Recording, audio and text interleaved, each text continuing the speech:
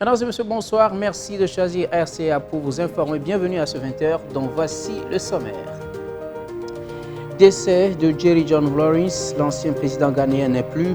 Il est décédé ce 12 novembre à 73 ans au Ghana. L'annonce de son décès a suscité une vague de réactions sur le continent.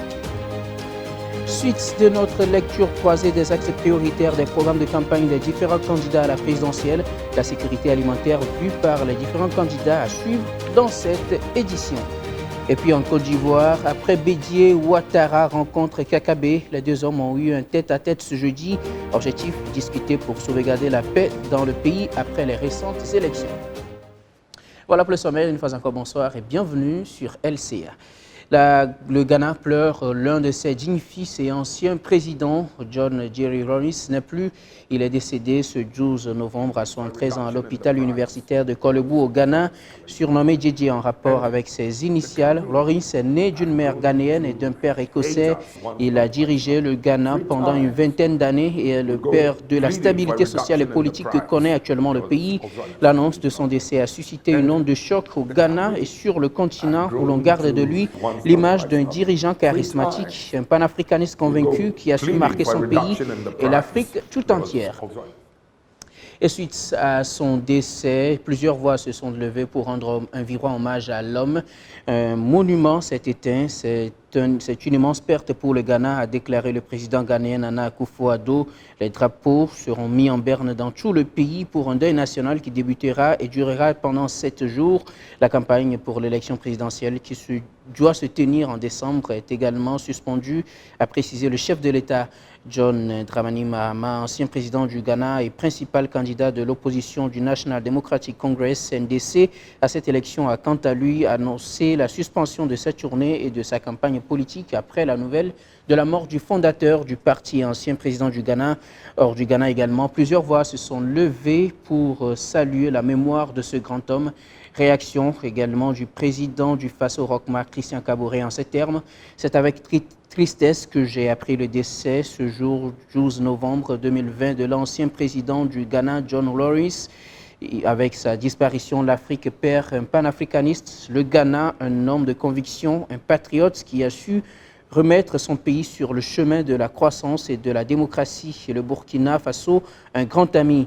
À son épouse, sa famille, au gouvernement et au peuple ghanéen, j'exprime ma compassion et mes condoléances les plus attristées. Puisse-t-il reposer en paix sur la terre libre d'Afrique qu'il a tant aimée. Voilà pour les mots, les condoléances à la mémoire de John Jerry Rawlings, décédé ce 12 novembre.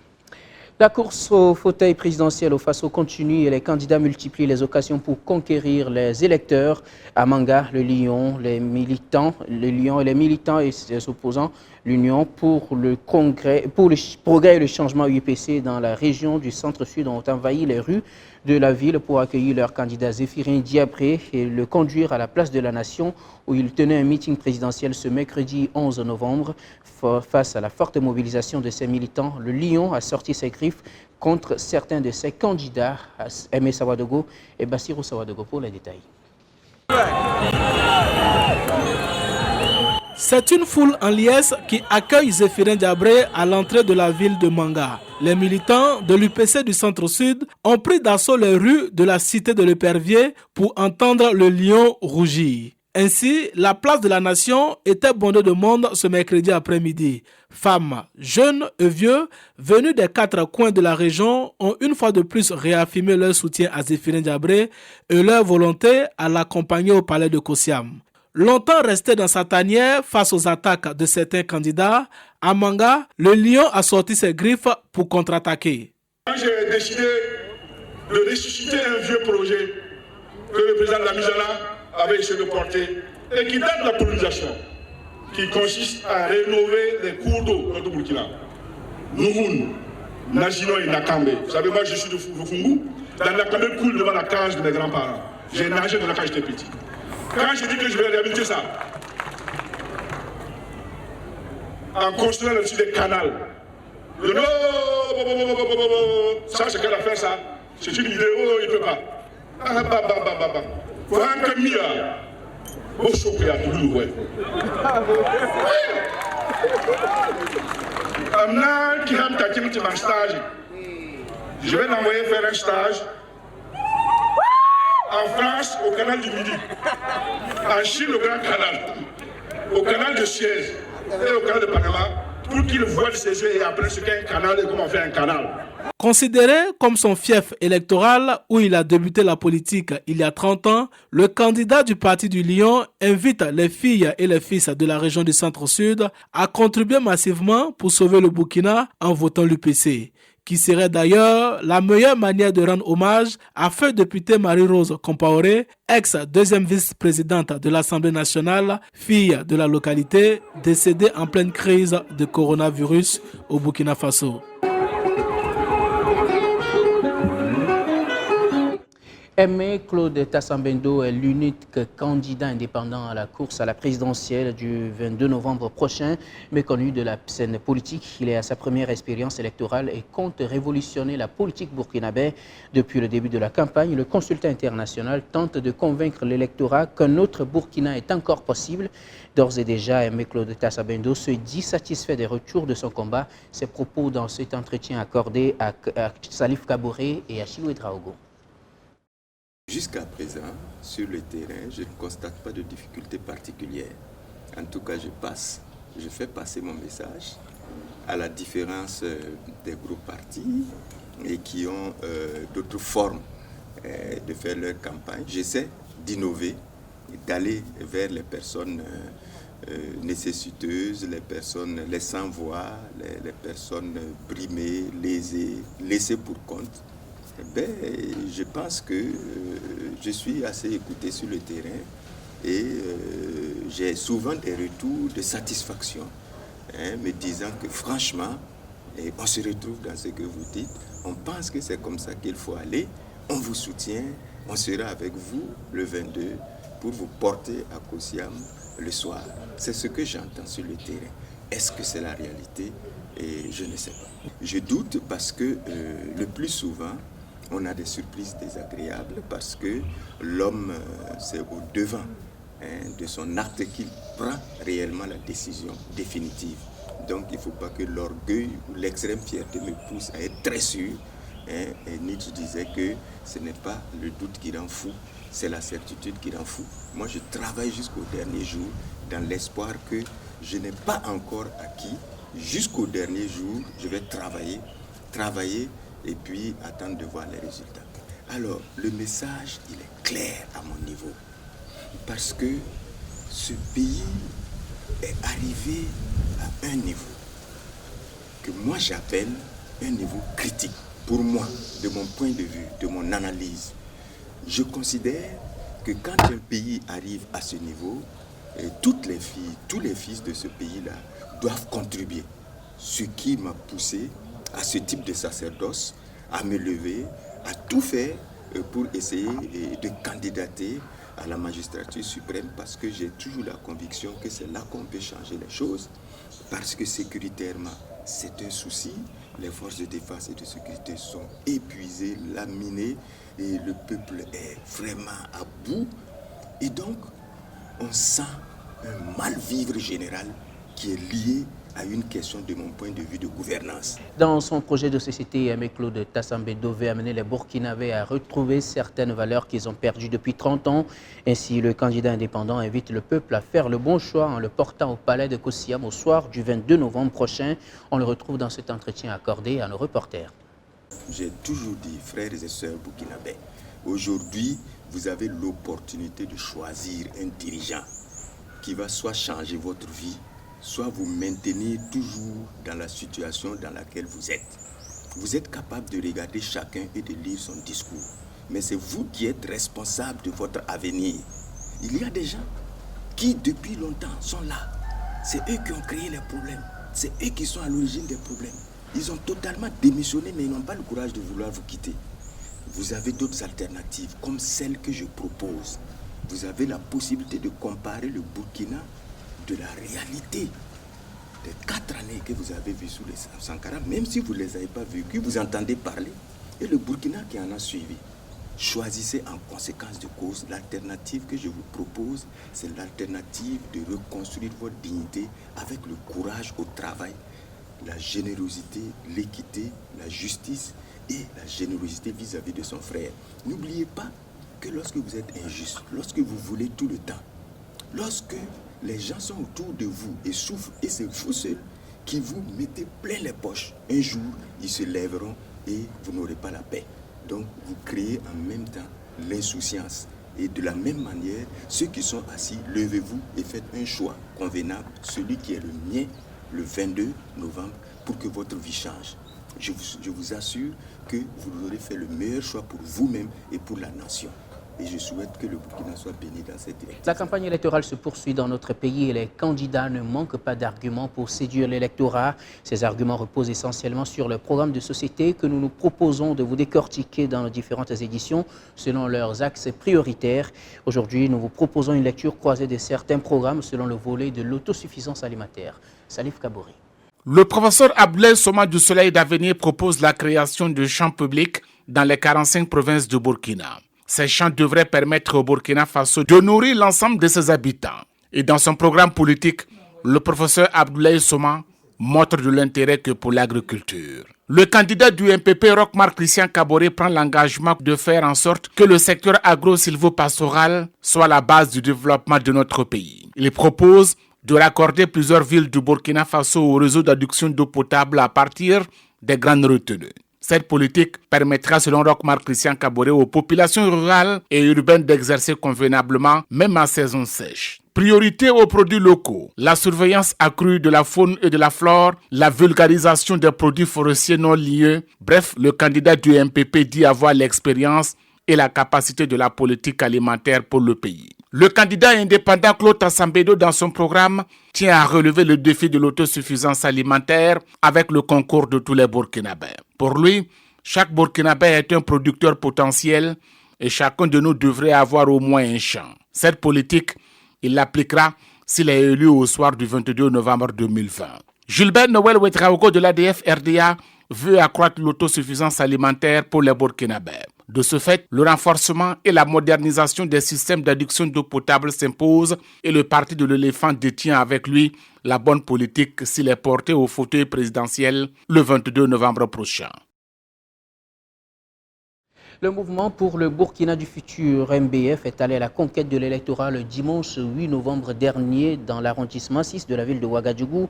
C'était lors d'un meeting politique comptant pour la campagne électorale des élections couplées présidentielles et législatives du 22 novembre 2020 au Burkina.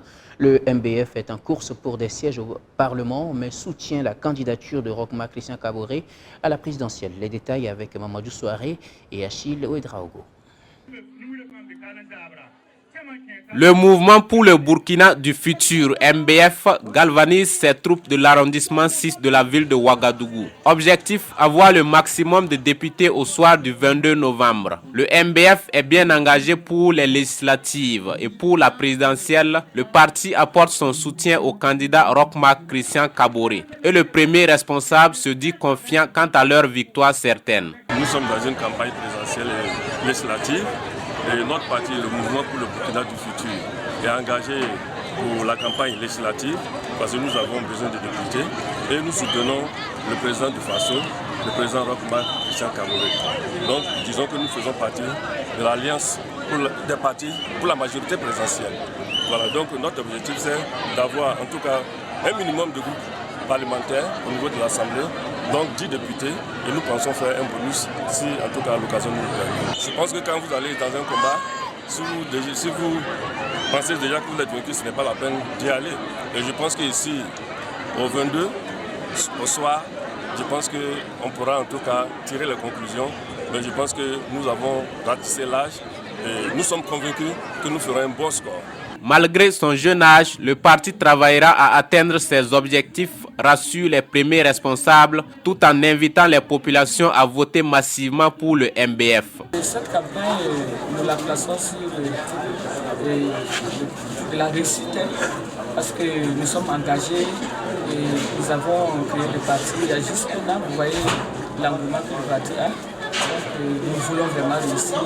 Nous avons une arme de réussite et nous allons demander à Dieu de nous guider vers la victoire. Créé il y a de cela une année, le mouvement pour le Burkina du futur s'installe progressivement. C'est ainsi que le parti a profité de l'occasion pour inaugurer officiellement son siège de l'arrondissement 6 de Ouagadougou. Le Conseil supérieur de la communication qui assure également la régulation du discours politique électoral sur l'ensemble des médias a fait un bilan mi-parcours de 16 observations. Des manquements ont été constatés à cette étape de la campagne électorale. Le CSC était face à la presse ce jeudi. Les détails avec Stéphane Ouattara et Yolande Zumbara. De ce bilan à mi-parcours du CSC, il ressort que les principes de pluralisme et d'équilibre dans les médias publics et privés sont respectés. De façon globale, on peut dire que les principes d'égalité d'accès dans les médias publics, du pluralisme, l'équilibre de l'information dans tous les médias sont relativement bien respectés. Et cela est à mettre à l'actif des médias qui ont fait preuve de professionnalisme et d'observance des prescriptions réglementaires du CSC, mais aussi de toute la classe politique et des autres acteurs signataires du pacte de bonne conduite qui ont globalement, et cela au-delà de quelques dérapages signalés dont j'en parlais tantôt, qui ont globalement fait preuve de respect mutuel, de tolérance et d'acceptation de la différence. Particulièrement, nous avons noté que pour ce qui est des affiches, des messages affichés, il n'y a pas eu d'affiche dont le contenu du message comporte des manquements. Et ça, c'est également à saluer. Toutefois, des efforts doivent être faits pour le reste de la campagne. Pour ce qui est des médias, il faut une meilleure prise en compte du principe de pluralisme et de l'équilibre de l'information dans un bon nombre de médias, notamment les médias privés. Des manquements ont été néanmoins constatés. 9 cas de violation de la réglementation de l'éthique et de la déontologie ont été constatés dans 9 médias. L'état des manquements, il s'agit donc de lefaso.net avec 2 manquements, la RTV Télé avec un manquement, Omega FM un manquement, Netafrique.net un manquement, 3TV un manquement, Infowaka.net un manquement, Burkina 24 un manquement, Radio Salam Koroto un manquement, soit un total de 9 manquements. 4 médias audiovisuels, à savoir les télévisions RTV Télé, 3TV, ainsi que les radios Salam Koroto et Omega FM ont commis des manquements. Et ces manquements ont constitué des propos relayés et liés à la question sécuritaire tenus par des candidats à des meetings à Fada et à Dori. Les propos en question ont été tenus à l'endroit d'autres candidats ou partis politiques et sont considérés comme étant violents ou attentatoires au pacte de bonne conduite. Pour cette première phase de la campagne, on observe une bonne exploitation des différents espaces par les candidats à la présidentielle. Par contre, on observe une faible exploitation des espaces par les différents candidats aux législatives. Les CSC interpellent donc ces candidats à mieux exploiter les espaces pour permettre aux citoyens de jouir de leurs droits à l'information électorale. Le président ivoirien Alassane Ouattara multiplie ses rencontres avec les différents acteurs de la vie politique du pays. Après la rencontre avec Henri Konan Bédié hier pour rétablir la confiance, ce jeudi, Alassane Ouattara a eu un entretien avec le candidat Kouadio Konan Bertin, dit Kakabe, candidat indépendant à la présidentielle du 31 octobre dernier. Dans une publication sur son compte Twitter, le président ivoirien a indiqué avoir félicité Kakabe pour son attitude républicaine ainsi que pour son engagement en faveur de la paix et de la cohésion sociale en Côte d'Ivoire. Ces différentes rencontres s'inscrivent dans le cadre de l'appel d'Alassane Ouattara dans son message de ce mardi afin d'œuvrer ensemble pour consolider davantage la paix en Côte d'Ivoire. Parlons Covid à présent au Burkina Faso. Le gouvernement avait annoncé le port obligatoire de masques dans les établissements scolaires et sur l'étendue du territoire. La mesure devait entrer en vigueur ce 20 octobre et près d'un mois après, qu'en est-il réellement sur le terrain? La réponse avec Elias Kaboré et Achille Ouedraogo. Les établissements scolaires du Burkina sont soumis au respect des mesures barrières de la Covid-19 pour cette rentrée scolaire. Le gouvernement a annoncé le port obligatoire des masques dans les écoles à partir du 20 octobre dernier. Dans certains établissements de la capitale, la mesure est mise en application. L'accès des salles de classe est interdit à tous ceux qui n'ont pas de masque. Oui, les mesures de barrière sont respectées dans notre classe. Voilà, parce que avant même de rentrer dans l'établissement, il faut porter un masque. Voilà. S'ils n'ont pas porté le masque, on ne peut pas se laisser rentrer. Et aussi, à la longue, avant de rentrer dans les classes, on doit se laver les mains avant d'accéder aux classes. Ah, bien sûr, c'est vraiment respecté. Surtout même quand tu viens devant la porte, à la porte principale, avant de rentrer, il faudrait que tu portes cache-nez. Et dans la salle aussi, on vous dit de vous espacer, laisser des mesures de barrière entre vous. Dans le cas contraire seulement, le professeur même qui est assis devant, il est là, il suit bien aussi, pour ne pas qu'il y ait de dérangement. Il y a l'autre aussi qui est le proviseur qui nous a donné des conseils qu'ils doivent suivre. Oui. Mais si certains établissements veillent à l'application de la mesure, ce n'est pas le cas pour d'autres. Dans une école primaire que nous avons visitée, aucun élève ne porte le masque, encore moins les enseignants ou encore le personnel administratif. Ces derniers, ayant refusé de s'exprimer à notre micro, pointent du doigt la qualité des masques distribués par le gouvernement. Plusieurs établissements traînent donc les pas dans la mise en œuvre de la mesure. Ici, les masques là, sincèrement dit, c'est pas porté, mais les élèves au total, bon, ils portent pas des masques. Bon, mais ça ne veut pas dire qu'ils ne respectent pas les consignes. Peu sont ceux qui portent les masques. Voilà. Sinon, le respect du port des masques là, c'est pas tellement ça. Pas tellement ça. Mais est-ce que l'établissement vous oblige à porter les masques? Bon, non, l'établissement ne nous oblige pas pour l'instant. Sinon, ils ont mis des dispositions pour ça. Mais c'est qu'ils n'ont pas encore mis ça en place. Voilà, ils n'ont pas encore mis des dispositions. Ils ont mis des dispositions pour ça, mais ils n'ont pas encore exécuté, en fait. La deuxième vague de la Covid-19 inquiète déjà le monde, notamment les pays occidentaux. Et si le gouvernement a procédé à la distribution des masques aux établissements, il appartient aux acteurs de jouer leur rôle. En rappel, la rentrée scolaire est effective au Burkina depuis le 14 septembre 2020. Les grandes assises nationales du théâtre se sont ouvertes dès aujourd'hui et se tiendront jusqu'au 14 novembre prochain ici à Ouagadougou, organisées par la Fédération nationale du théâtre du Burkina, FENATEB. Cette toute première édition se veut un cadre de réflexion et de discussion inclusive sur le théâtre, ses arts parentés et ses préoccupations. Le lancement officiel des activités de ces grandes assises a eu lieu dans la matinée de ce 12 novembre. Reportage avec Aurélia Minongou et Achille Draogo.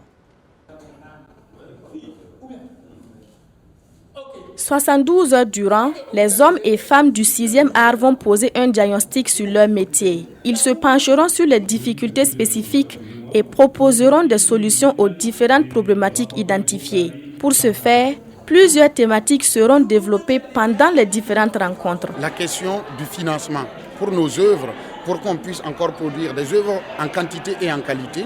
Il y a la question de la fiscalité. Déjà qu'il y ait une meilleure compréhension de cette question-là et une meilleure participation des artistes aux impositions et au rayonnement, au développement de l'assiette économique de notre pays.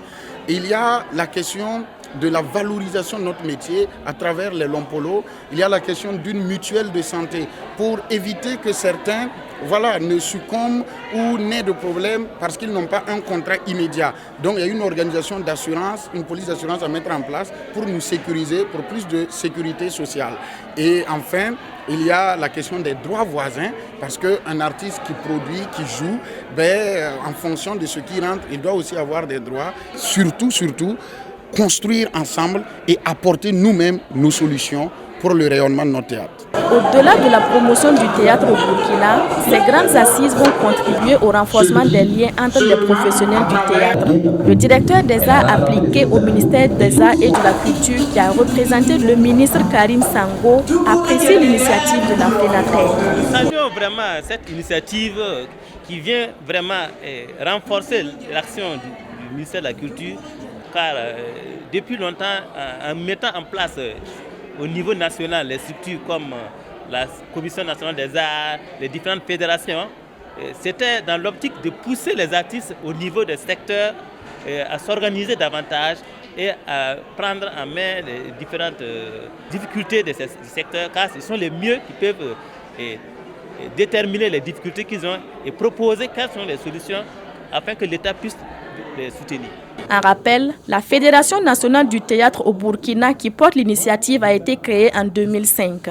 Elle est représentée dans les 13 régions du pays et regroupe plus de 300 compagnies et troupes de théâtre, d'humour, de contes et de marionnettes. Et c'est ce qui met fin à cette édition. Merci de l'avoir suivi. Très bonne suite des programmes sur la chaîne africaine de télévision.